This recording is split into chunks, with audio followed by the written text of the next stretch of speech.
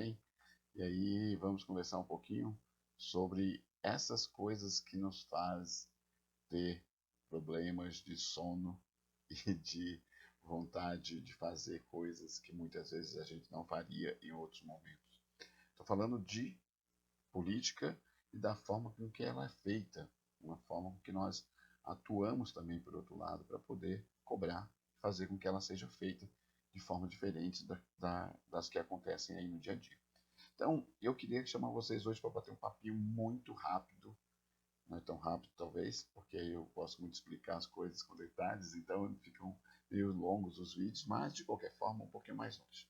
Vamos falar um pouquinho ali, ó, de coisas que vocês precisam conhecer para saber até como cobrar, onde cobrar, de quem cobrar e o que fazer. O que vocês podem, o que nós, como sociedade, como seres sociais, podemos fazer, tá bom? Então, eu queria chamar vocês aqui nesse momento, antes de qualquer coisa, para explicar uma coisinha de que é política, né? Nós quebramos o pau, falamos sobre isso o tempo todo, mas no fundo, gente, o que é isso? Né? Qual a diferença disso na nossa vida? Eu vou dividir aqui, como eu faço no dia a dia, na minha forma de ensinar, de falar sobre.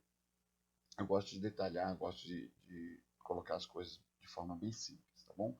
Eu divido normalmente a política de duas formas, né? A política real e a politicagem. O que vocês veem nos jornais, as sacanagens, o jogo político, a forma que. Eu não estou falando do jogo político como ele deveria ser feito, mas a forma que ele é feito, a roubalheira, a corrupção, o suborno, todas essas coisas que a gente tem visto, que a gente abomina, isso é politicagem. Tudo bem? Eu vou explicar por quê. A política, ela vem lá do grego, né, lá da democracia grega, e aí da forma que foi definida, tá bom? A definição de política. Vem de polis. Polis era a cidade onde aquelas pessoas estavam. Era o local onde elas moravam e conviviam. E aí, aquela polis tinham pessoas que se dispunham a fazer a administração daquela cidade ou daquela região, né, daquele local, para que funcionasse tudo bem, para que o exército fosse mantido, para que a limpeza da cidade fosse mantida. A Grécia, ela veio de um sistema escravagista nessa época, né, era uma época onde a escravidão era o método de produção, o modo de produção, mas de qualquer forma, os homens que podiam votar, né, as mulheres naquela época não poderiam votar, mas os homens que poderiam votar eram normalmente aqueles cidadãos ali que se envolviam realmente com a vida da política, com a vida da cidade. Por isso que a gente chama de polis. A cidade e política, quem se interessa pela vida do coletivo, da sociedade. Tudo bem? Então a política continua sendo assim. Quem se interessa por resolver os problemas da sociedade, a gente pode chamar de político. Aquele que não, e aí é uma definição que eu gosto muito, que o Mário Sérgio Cortella faz, que é idiota. O idiota, ele olha só para si, vem de id, né, de olhar para si só. O idiota, ele não quer saber de política. E quem manda e quem faz, às vezes, pelo idiota, é quem gosta de política. Não importa hoje, que a gente está falando mais agora na atualidade, se esse político é bom ou ruim, mas ele gosta daquilo, ele gosta da politicagem, ele vai ser a pessoa que vai gerir e vai tomar conta da sociedade, vai administrar o Estado para quem não se interessa. Tudo bem? Então, todos nós, como seres sociais, somos seres políticos. A questão toda é que a gente finge que não. A gente não sabe exatamente essa diferenciação e a gente finge que não é com a gente as coisas. Só que quando a gente aperta o númerozinho lá na urna, pronto.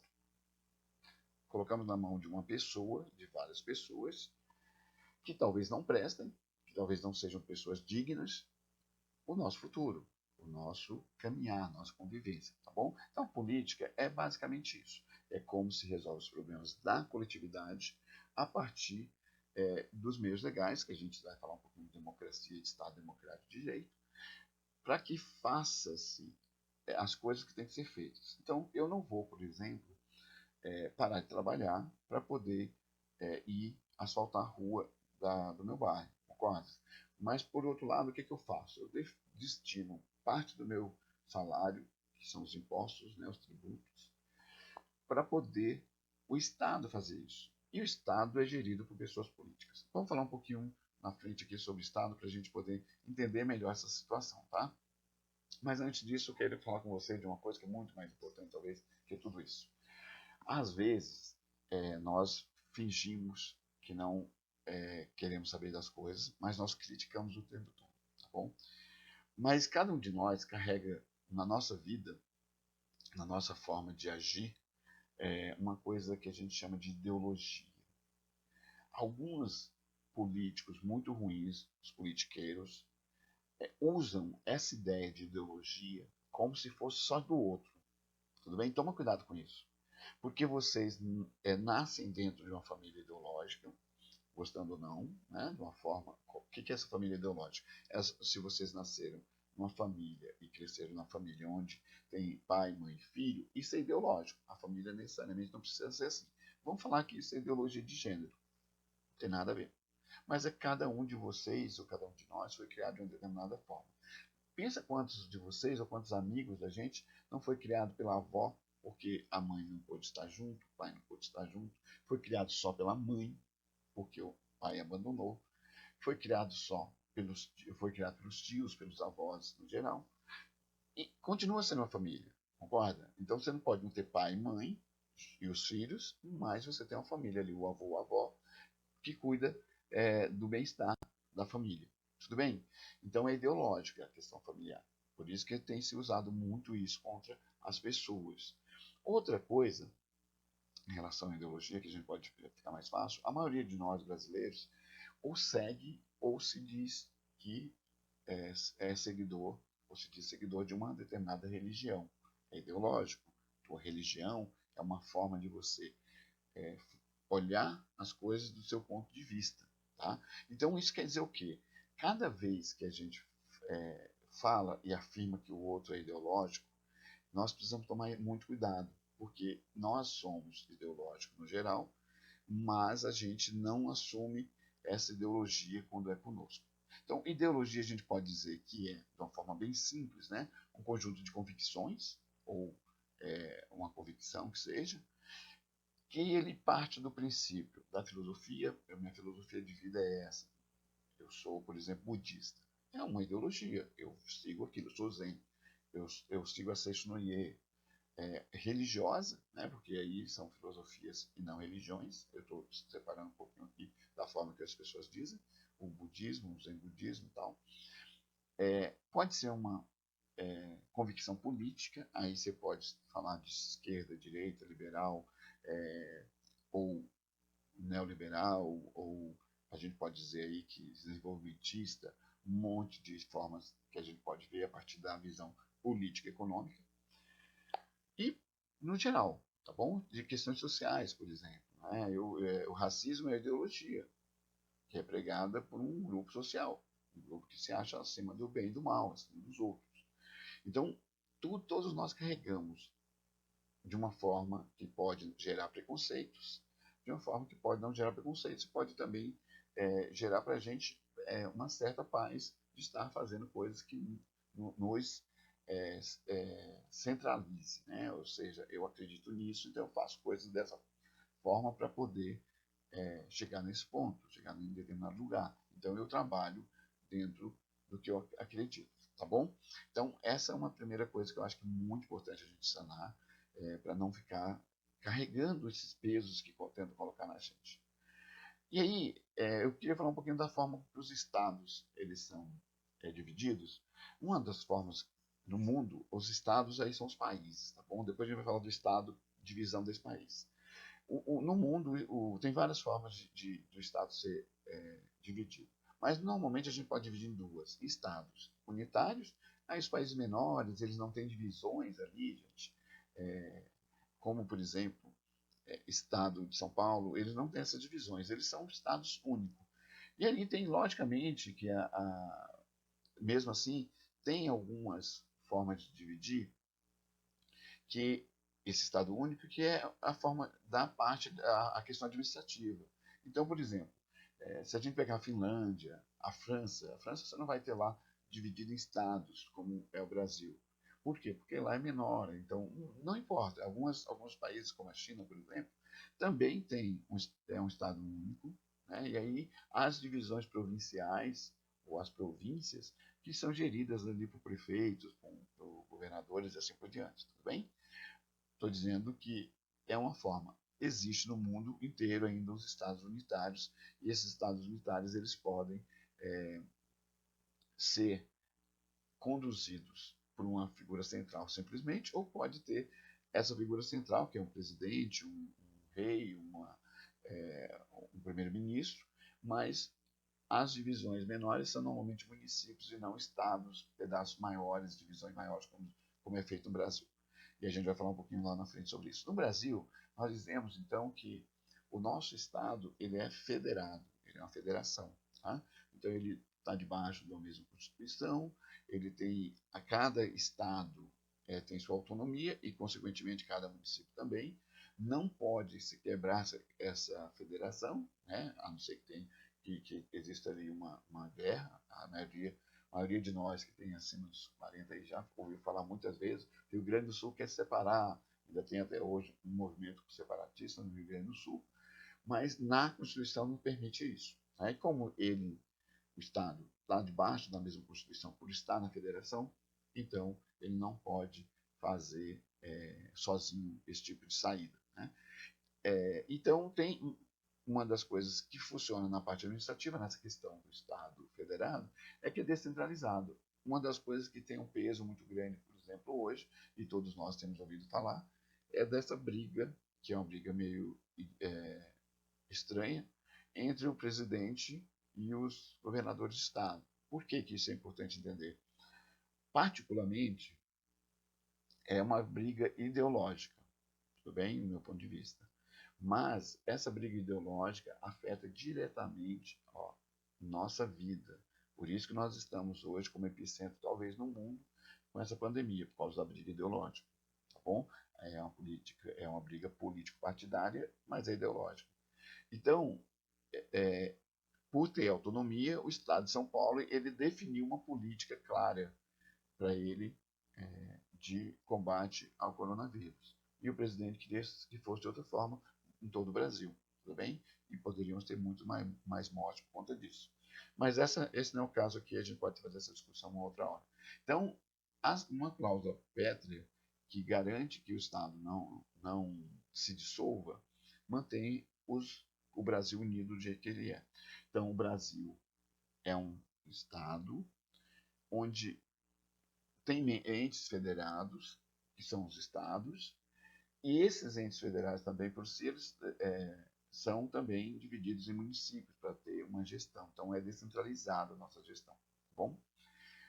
De qualquer forma, nós podemos pensar o Estado com uma visão bem mais clara. A maioria ainda confunde Estado com o governo. O governo, por natureza, são todas as pessoas que foram eleitas ou estão em alguns dos poderes dentro da estrutura administrativa. Tá bom? A gente vai falar dos 3 poderes para vocês entenderem melhor isso. Mas só para entender, o Estado brasileiro, por exemplo, tem os 3 poderes. O governo é o judiciário, o legislativo e o executivo. Não é só executivo. Para algumas pessoas, quando fala Estado, só pensa no presidente, pensa só no governador, pensa só no prefeito. Não, não é assim que funciona. Tá bom? Só para a gente entender que o governo é toda essa gama de pessoas servidoras para poder fazer a gestão da estrutura administrativa do Estado. Tá bom? A nação, por outro lado, a gente pode considerar a nação, por exemplo, como uma junção de pessoas no mesmo território e que um agrupamento que seja, somos nós, né, o povo, no mesmo território com cultura e língua semelhante ou igual, tá bom? As culturas são semelhantes, apesar de se respeitarem as culturas regionais, mas no geral a gente é brasileiro, porque a gente tem a mesma língua, por exemplo, que garante mais ainda essa unidade, né? Nós temos sotaques que nós respeitamos. Nós não temos um símbolo nacional no geral, mas a bandeira e alguma coisa nesse sentido, os símbolos de armas, mas no geral nós pensamos muito parecidos, né? Eu não estou falando ideologicamente, mas como povo. Nós falamos a mesma língua, temos as culturas são muito parecidas no geral, tá bom? E aí eu vou falar agora então das questões relacionadas aos aos sistemas de governo, as formas de governo, na verdade. A república, que foi a nossa república, não sei se vocês sabem, ela foi pensada por militares, né? Nossa república, é mais esquisito que isso pareça, foi a partir de um golpe militar. Nós adoramos o golpe aqui na América Latina e no Brasil não é diferente, mais ainda do que qualquer outro país. Mas nós tivemos um golpe militar que fez com que o presidente, né, viesse a partir do momento que a monarquia estava sendo deixada para trás. Então, o corte foi feito entre monarquia e república, tá bom? Então, nós começamos a ter a república e ela pressupunha alguns conceitos. Primeiro, que as pessoas representantes ou as pessoas da administração pública seja eleita, tá bom? Qualquer coisa, qualquer uma das pessoas que vai trabalhar para poder gerir as questões administrativas são eleitas. Então, a eletividade faz parte dessa situação. Não estou falando do servidor público contratado, concursado. Estou falando das pessoas que vão gerir e que entra no segundo ponto. Tem que ter um tempo definido para essa pessoa ficar lá. Tudo bem? Então, a eletividade, a eleição, há tempo definido, né, que faz a diferença nessa questão. Uma outra coisa que faz uma grande diferença na questão da república é o fato do respeito à coisa pública, a gente chama de res pública, né, por isso que é importantíssimo entender, e a representação popular. Então, dentro da república, nós não podemos esquecer nunca que existe a representação popular, que é a partir das eleições ou a partir de algum outro sistema. Mas normalmente as eleições é que faz com que a gente seja representado por quem a gente melhor se sente representado. Tá bom? Então, de forma bem simples, é assim. Aí tem a outra forma de governo que no mundo são as monarquias. Alguém já viu esse tipo de coisa por aí, no final do ano, normalmente, casamentos de príncipe, de princesa, aquela coisa toda, parece contos de fadas ainda. Mas, na verdade, eu vou falar sobre parlamentarismo, a senhorinha que não deixa nunca, que não pode deixar nunca, e eu vou dizer por quê, ela está lá até morrer, porque existe ali uma tradição, não mais uma questão de poder ou de administração, ela não administra mais o país, mas ela está lá ainda por conta disso, por causa da tradição britânica de manter ainda a monarquia como base da sua estrutura de governo, tá bom? Então, é uma monarquia parlamentarista ou constitucional, né, que leva em conta que existe o chefe de Estado, que é a rainha, no nosso caso hoje, lá na Inglaterra, e existe um chefe de governo, que é quem faz a parte da governança, administração. Então, é essa diferença que tem que se olhar.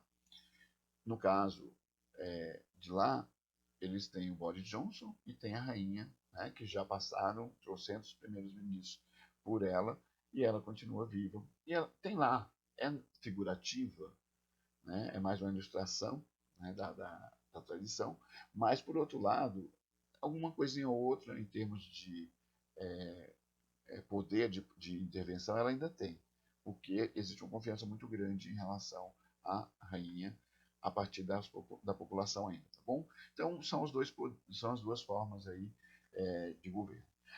Agora, existe uma outra coisa que a gente chama de regime, o regime político que nós estamos, né? Nós estamos aqui no Brasil numa democracia, por mais incipiente, por mais fraca, por mais pobre que seja, ela é o regime que a gente tem usado e talvez seja o melhor dos regimes políticos, tá bom? Depois a gente vai falar de outras formas de outros regimes políticos.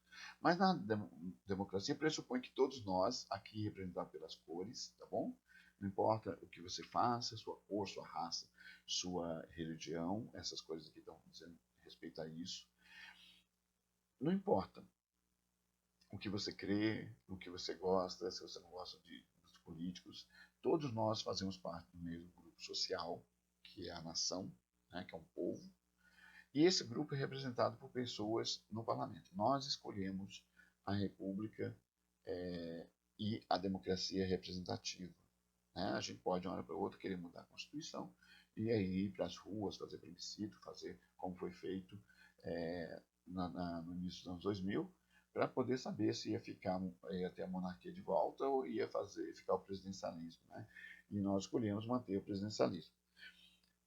De qualquer forma, a república, democrática, ela pressupõe, então, a escolha de pessoas para representar o conjunto social e essa pessoa fala por nós, essa figurinha aqui está dizendo isso. Então, um grupo de pessoas que escolhiam um determinado político e essas pessoas têm sua voz a partir da boca desse político, tudo bem? Então, é por isso que se chama.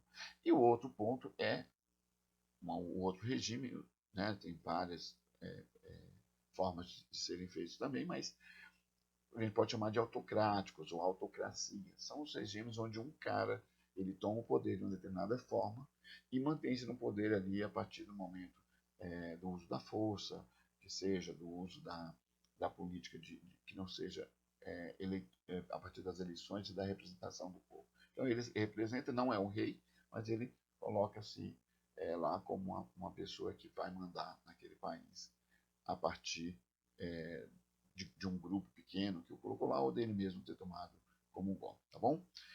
Então, a autocracia é o contrário aí que nós temos da democracia. O governo de um só, ou de uns poucos, né? A gente chama lá os governos de alguns poucos, a gente chamaria de aristocracia, mas a gente nem ouve falar mais disso, mas a gente está falando aqui de um cara que toma o poder aqui, que é um ditador normalmente, assim por diante. E aí eu queria falar um pouquinho sobre essa questão dos poderes dentro da democracia. Pressupõe, então, que um governante, para não ser autocrático, ele tem que ter pessoas ou instituições que façam o nivelamento e o equilíbrio disso aí, né? Tudo bem? Então, o legislativo, o executivo e o judiciário normalmente faz parte das repúblicas no mundo. Pensando a partir do seguinte ponto, o legislativo ele faz as leis, né? O executivo cumpre essas leis e o judiciário faz se cumprir, né? Ou o executivo, na verdade, é que ele vai aplicar as leis e o judiciário vai fazer cumprir. Então, como é que funciona isso na prática? Nós elegemos aqui o presidente, o governador e o prefeito. Aí nós elegemos também a Câmara dos Deputados. Nós temos uma diferença em relação a alguns outros países, que nós temos uma situação bicameral, que é a Câmara dos Deputados e o Senado, tá bom? Nós elegemos. E aí nós elegemos os vereadores, os deputados estaduais e assim por diante, tá bom? Só no caso do judiciário que a gente não tem nenhuma intervenção, que para mim, como democrata que eu sou, eu acho um problema. Eu acho que nós devemos eleger os três poderes, diferentes ou parecidos, mas nós devemos eleger os três. Mas existem porquês disso ser assim. O judiciário, como é o fazedor do cumprimento da lei, ele tem que ter um pouquinho mais de autonomia. Apesar do judiciário, a Câmara mais alta do judiciário, a corte mais alta, ser indicada por presidentes, existe ali uma necessidade deles terem uma certa autonomia. Então, por mais que eu indique ali 3, 4 durante meu mandato, eu não posso indicar os outros ou tirar os outros. Então, acaba ficando ali uma questão mais equilibrada por conta disso, tá bom? Que tem aí algumas pessoas querendo acabar com o STF, e isso também é um peso que poderia tirar da gente no país a democracia como ela é. Então, eles funcionam como se fossem interdependentes, um depende do outro para fazer, para funcionar, mas eles são independentes ao mesmo tempo. E outra coisa que eles têm, que é o mesmo peso dentro da democracia. Então, não existe ali, dentro dos três poderes, Não existe um que é maior ou que tem mais poder. Tem mais ação que a gente vê, mas não quer dizer que tenha mais poder. Por isso que é importante a gente entender e respeitar a forma que é feita. Não estou dizendo que não possa mudar, não possa melhorar, não é isso não. Uma das coisas que faz a diferença é que, por exemplo, se existe ali uma tentativa de golpe, uma tentativa de tomar o poder de um determinado governante, os outros poderes tendem ali a segurar isso aí. Então, eles trabalham numa situação que constitucionalmente chama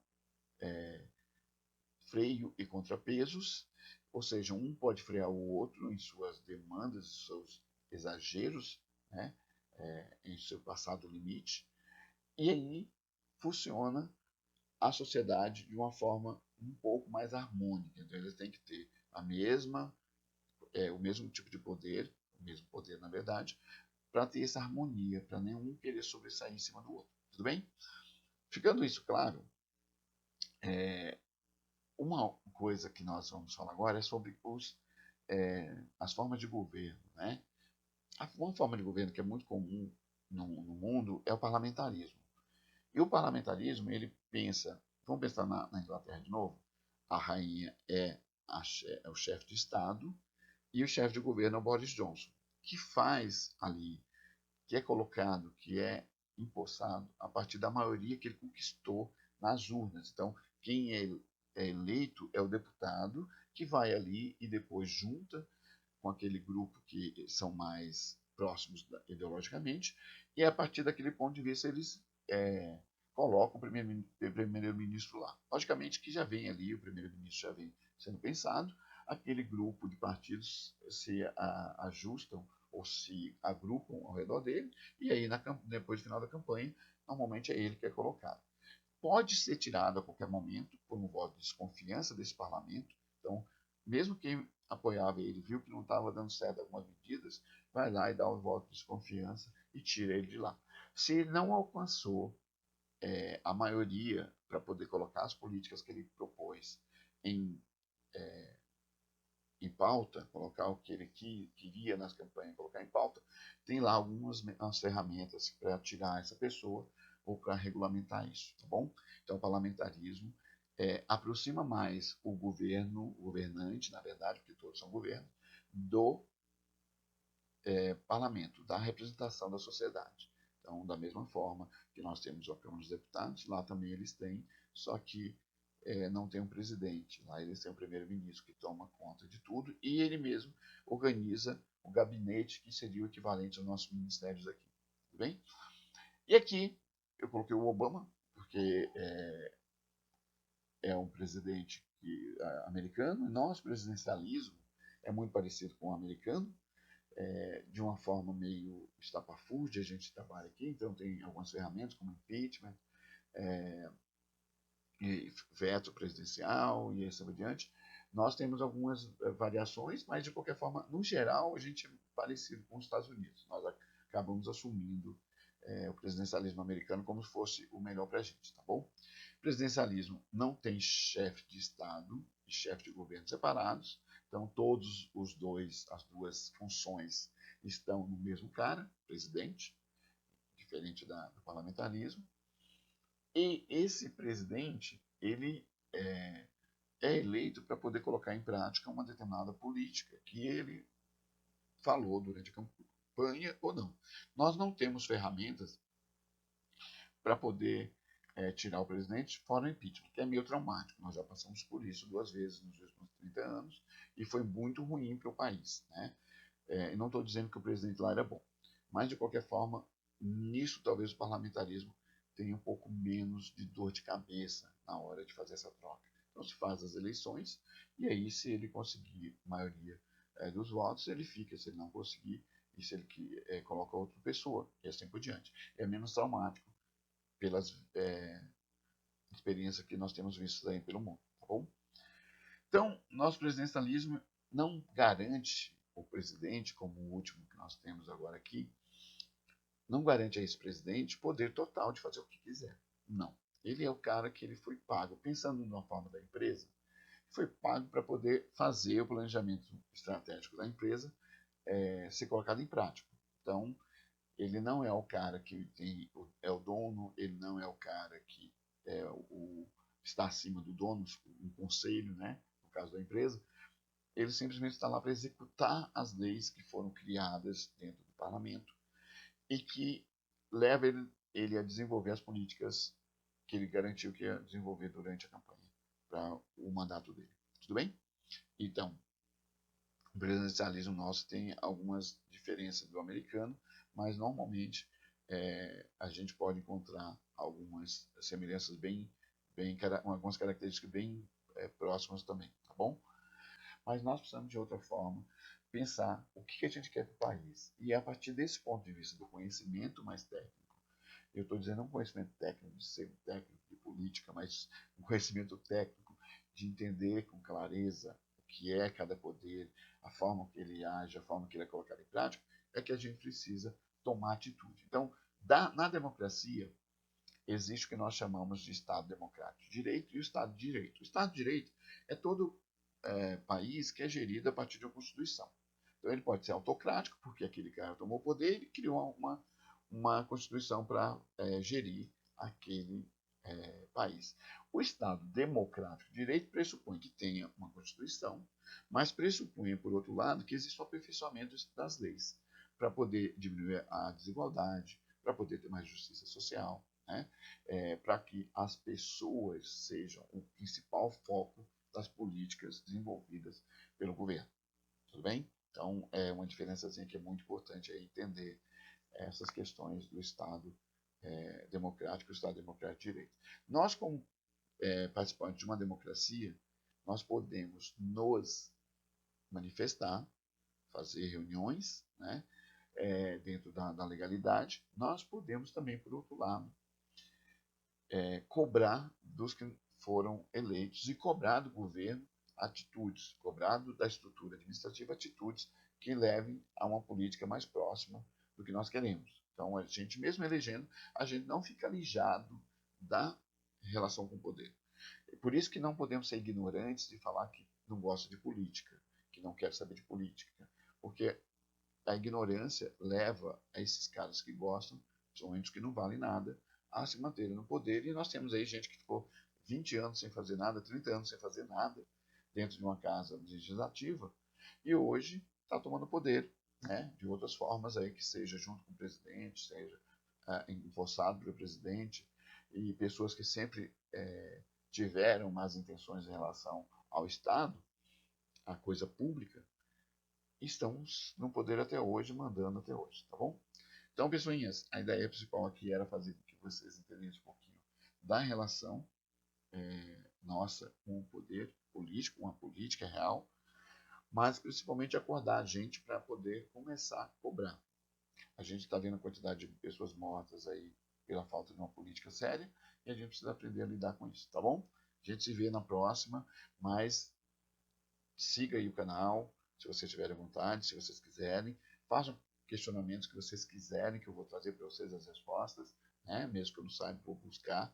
E aí a gente vai conversando sobre isso. E quanto mais a gente discutir, melhor para a gente, tá bom? Até mais.